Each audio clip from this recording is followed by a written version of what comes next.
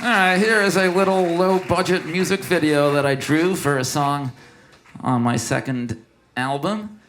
This was never shown on MTV as far as I know, but I did my best. I saw a hippie girl on 8th Avenue. She barely looked at me for a second or two, and I suddenly realized I no longer look much like a hippie. She had a long, thin dress and rainbow clothes. Not long ago, I wore one of those, but nowadays, I guess, I don't dress very much like anything. I had a great pair of bell-bottoms, I had two.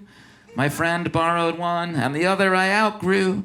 And soon, to the eye, I was turning into another nondescript guy. But I still traveled light, and my hair was still long. I still hated deodorant, and I still sang songs.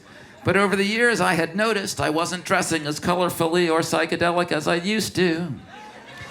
Because I had worn my tie-dyes till they rotted to shreds. Then I could no longer follow the Grateful Dead.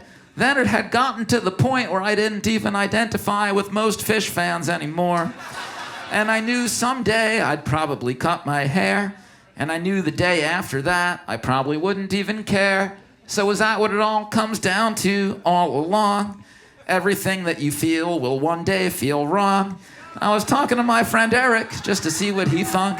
And he said, Jeff, it's weird, but I no longer look like a punk. I guess we don't need our clothes for an identity crutch. So we looked at each other and we didn't look like much. And we looked out at the world like a movie theater, at all the hippies and the punks and the skinheads and the skaters. And someday or other, maybe sooner or later, they'll come to the realization that what's important is whether you can carry on a friendly conversation, and that it's not what you wear on the outside, it's how you think and feel on the inside. Thanks.